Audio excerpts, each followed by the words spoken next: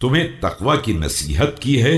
اور اسے اپنی مرضی کی حد آخر قرار دیا ہے، اور یہی مخلوقات سے اس کا مطالبہ ہے، لہذا اس سے ڈرو جس کی نگاہ کے سامنے ہو اور جس کے ہاتھوں میں تمہاری پیشانی ہے اور جس کے قبضے قدرت میں کروٹیں بدل رہے ہو، کہ اگر کسی بات پر پردہ ڈالنا چاہو تو وہ جانتا ہے، اور اگر اعلان کرنا چاہو تو وہ لکھ لیتا ہے۔ قد وكل بذلك حفظة كراما لا يسقطون حقا ولا يثبتون باطلا،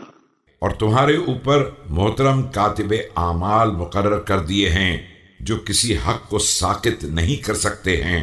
اور کسی باطل کو ثبت نہیں کر سکتے ہیں۔ واعلموا أنه من يتق الله يجعل له مخرجا من الفتن ونورا من الظلم ويخلده فيما اشتهت نفسه۔ اور یاد رکھو کہ جو شخص بھی تقوی الہی اختیار کرتا ہے، پروردگار اس کے لیے فتنوں سے باہر نکل جانے کا راستہ بنا دیتا ہے اور اسے تاریکیوں میں نور عطا کر دیتا ہے، اسے نفس کے تمام مطالبات کے درمیان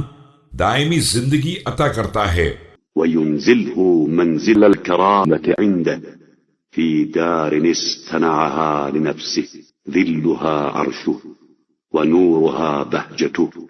وزوارها ملائكته ورفقاؤها رسله فبادر المعاد وسابق الآجال۔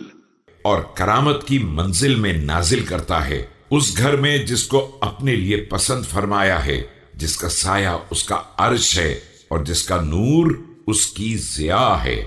اس کے زائرین ملائکہ ہیں اور اس کے رفقا مرسلین۔ اب اپنی بازگشت کی طرف سبقت کرو اور موت سے پہلے سامان مہیا کر لو